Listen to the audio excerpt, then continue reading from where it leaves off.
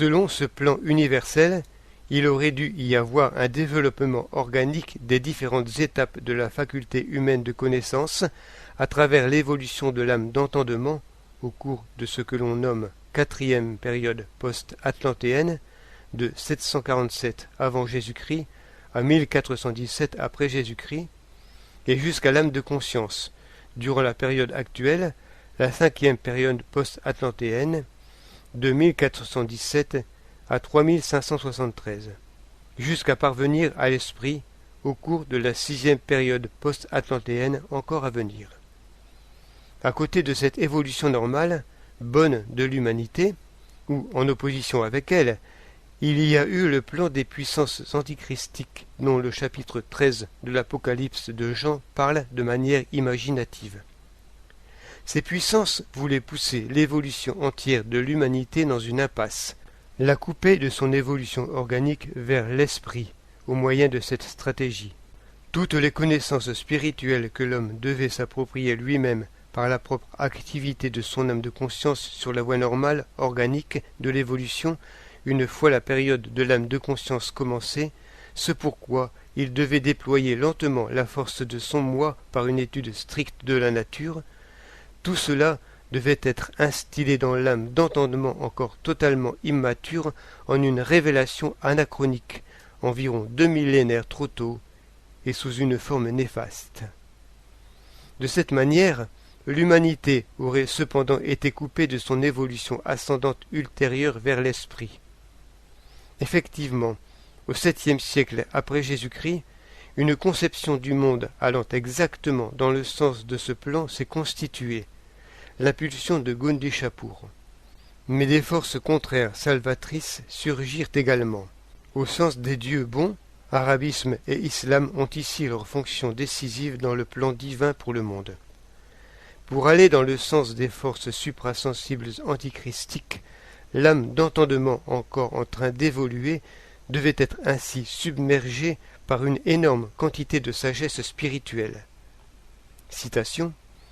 Alors qu'il commençait seulement à se développer, il fallut que fût coulé dans le pensée terrestre lié au cerveau, là où il apparaissait de la manière la plus unilatérale, une sagesse obtenue par révélation qui endormirait les âmes. Le suprasensible devait par là être enchaîné au terrestre et placé au service de l'égoïté. De cette manière, une science matérialiste liée à la terre, traitant du suprasensible terrestre, aurait été introduite de force en l'homme. Il fallait qu'il devienne un magicien terrestre semblable à un revenant, un magicien génial de la technique, voué à la matière. Cette magie scientifique, opérant par le savoir, aurait tout à fait suffi à l'aspiration de l'homme vers l'esprit qui se serait orgueilleusement pétrifié dans l'égoïté de l'entendement. L'homme aurait été spirituellement assigné à résidence dans la matière terrestre. Fin de la citation. Le moyen concret pour atteindre ce but de grande envergure devait donc consister en ceci: faire entrer par la force une science spirituelle, une gnose, chez ceux des êtres humains dont l'orientation de pensée était particulièrement de type intellectuel, liée au cerveau et d'orientation matérialiste. La première de ces conditions était particulièrement remplie dans l'environnement culturel grec. On y trouvait de la sagesse gnostique en quantité. La deuxième condition fut particulièrement remplie par les peuples sémitiques, les Syriens et les Arabes, qui étaient fortement prédisposés à un pensée matérialiste lié à la tête. Il fallait donc introduire l'hellénisme dans cet arabisme. Par là, comme on l'a déjà dit, l'évolution normale organique aurait été interrompue. La tâche de l'humanité dans son entier, développer lentement l'âme d'entendement et l'âme de conscience dans le pensée lié au cerveau, n'aurait pas pu être accomplie. Le pensée n'aurait plus pu être limité dans un premier temps à ce qui est terrestre. Or, c'est seulement ainsi qu'il aurait pu acquérir la liberté. L'islam, ou bien l'arabisme qu'il portait, et dans une certaine mesure exalté, avait, dans le plan universel, la fonction d'atténuer pour le moins la puissance des forces antichristiques.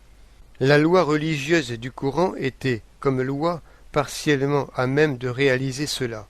Mais le fait que cette révélation du Coran saisit précisément les peuples arabo-sémitiques et les poussa à se répandre dans le monde entier, entraîna par ailleurs la dangereuse fusion de la gnose grecque et de l'intellectualisme arabo-sémitique, ce qui signifiait un soutien à l'impulsion antichristique. C'est ainsi que put se former, même si l'islam en émoussa la force, cette grandiose sagesse révélée portant sur les sciences exactes, gnostiques et cependant liées au sens, qui devait être inoculée beaucoup trop tôt, et en outre de l'extérieur, dans l'âme d'entendement encore immature de l'être humain, avec pour but de rendre aveugle au spirituel le germe délicat du moi. Nous allons ci-après exposer l'histoire extérieure et la nature interne de ce phénomène de l'arabisme. Déjà en Arabie pré-islamique, dans l'architecture des édifices cultuels les plus anciens de cette région, on trouve de premiers indices déjà clairs. W. Shugbar a déjà attiré l'attention sur le fait que la Kaaba de la Mecque, lieu saint le plus important de l'islam, est d'origine très ancienne. Avec sa forme de cube, liée au carré, elle représente le signe secret pour les forces minérales de la Terre. Cette forme de cube est ensuite couronnée d'une demi-sphère comme signe de la Lune. Ainsi se manifeste à travers ces tombeaux très anciens la spiritualité de la sphère de la Terre et de la Lune. Jusqu'au-delà de la mort, les hommes devaient être maintenus dans le domaine terrestre, de qualité lunaire, de la mort, dans le domaine de la solidification minérale. Par là, les forces spirituelles créatrices solaires de la vie ont été étouffées. Mohammed a ensuite perpétué et renouvelé cette culture lunaire en niant, lui aussi, les forces spirituelles créatrices de l'homme et en ne laissant découler toute connaissance humaine du suprasensible que de la sagesse s'exprimant par sa bouche et par celle des autres prophètes. Selon cette conception, l'homme ne pouvait recevoir de connaissances spirituelles que par révélation et devait, quant à lui, se soumettre totalement à cette révélation. Ces tendances furent globalement favorisées par une structure psychique propre aux Arabes que nous allons présenter ici. La structure psychique à deux pôles des Arabes. Aujourd'hui encore, les peuples arabes sont confrontés à l'opposition brutale entre le désert hostile à la vie, dans lequel on est isolé, à l'oasis dispensatrice de vie, avec son eau et ses palmiers dattiers, entre la chaleur du brasier de la journée et le froid glacial de la nuit lunaire étoilée. Il n'y a pas de troisième élément, d'élément médian. Or, les lois de la nature et du paysage s'impriment profondément en l'homme.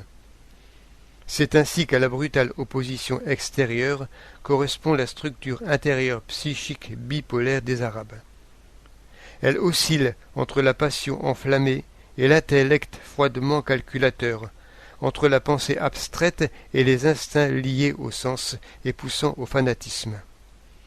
Et de même qu'il n'y a entre l'oasis et le désert aucune transition douce, aucun stade intermédiaire, parce que l'élément harmonisateur de l'eau manque, il n'y a rien non plus entre la sensualité ardente et l'intellect calculateur. Il manque la médiation du cœur qu'est le ressentir humain. En dehors du domaine psychique, anthropologique, cette polarité est également, de facto, pleinement active dans la religion.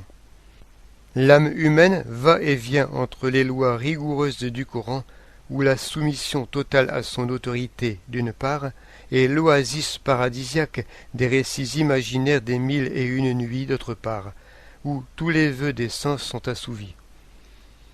La sourate 55 pose 31 fois cette question: lequel des bienfaits de Dieu nierez-vous? Personne ne veut ni ne peut les nier, les multiples possibilités d'assouvissement total des désirs de l'homme. Cet assouvissement perdurera au paradis de manière définitive et éternelle. Du point de vue anthropologique, du point de vue de la nature humaine, ce processus signifie dans son ensemble que les forces créatrices, les forces d'engendrement, ont été ravis au pôle de tension supérieure spirituelle et placés entièrement au service de la nature pulsionnelle inférieure. Il ne resta de l'engendrement spirituel que l'engendrement physico-organique. L'élément froid, lunaire, l'avait emporté sur l'élément solaire. Ne subsistait que la froideur lunaire du pensée mort, pétrifié, abstrait, formaliste et conduisant en fin de compte au matérialisme, en ne reflétant plus que passivement la lumière créatrice solaire de l'esprit. Aucune impulsion créatrice ne pouvait plus s'élever vers l'esprit à partir de l'élément médian qu'est le soleil du cœur. La seule direction possible était vers le bas. Le cerveau devient le Golgotha, colline du crâne, de l'esprit. Cette évolution a été favorisée dans l'arabisme islam d'une manière conséquente, absolue et mortelle, et ce, dans tous les domaines de la vie, y compris le domaine religieux. À la place de la propre faculté de connaissance créatrice de l'homme relative au monde spirituel divin, la loi du Coran avait introduit de l'extérieur la croyance dogmatique en la révélation et l'obéissance. La sagesse n'était plus dorénavant le résultat, acquis avec peine, d'une lutte intérieure longue, patiente, souvent même douloureuse, incluant la possibilité d'erreur. L'homme se voyait maintenant délivré et libéré de cette quête de connaissance pénétrée par le moi. À lui la paix, mais quelle paix! Cette paix était le résultat d'une soumission à la loi de la révélation. Dans ce contexte, il est hautement significatif que les deux termes arabes pour paix et soumission remontent à la même racine linguistique, Sa'alam, Islam.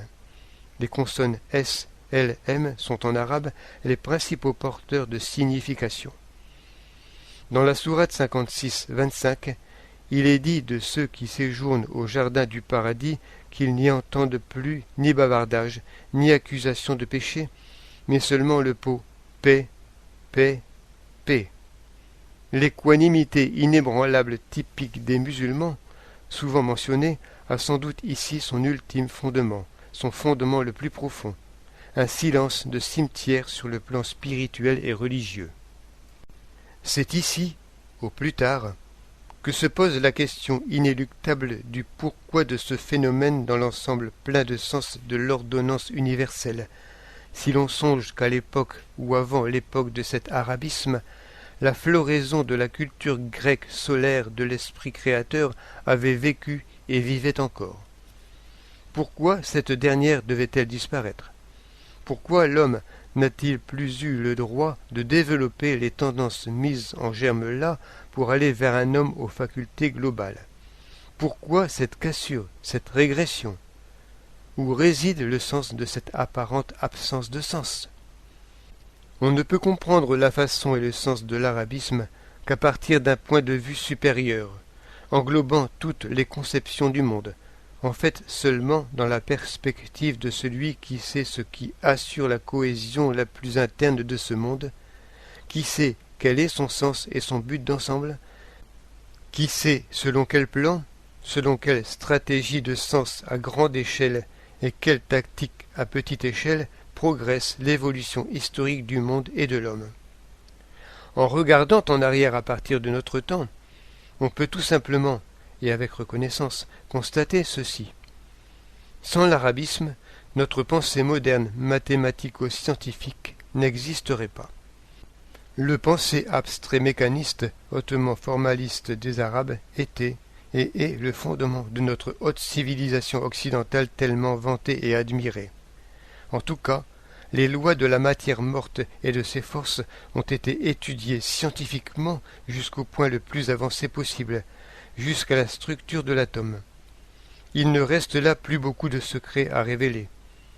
Cela nous donne une toute première réponse pragmatique à la question posée plus haut. Seul le pensée mort pouvait apporter la science et la maîtrise de ce qui est mort. Seul l'enchaînement mécaniste des pensées pouvait apporter la connaissance des enchaînements mécanico-physiques dans le processus naturel.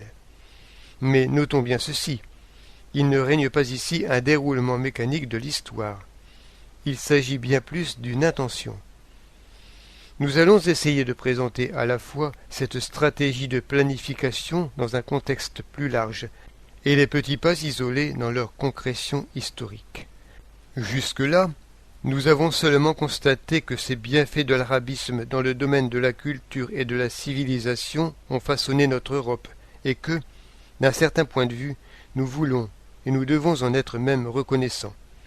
Nous avons ainsi acquis une première compréhension de la fonction de l'arabisme aujourd'hui, ou bien de sa signification pour l'évolution des temps modernes.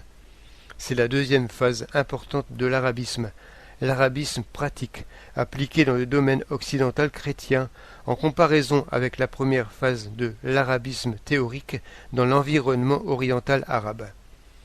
Une question difficile est restée en suspens.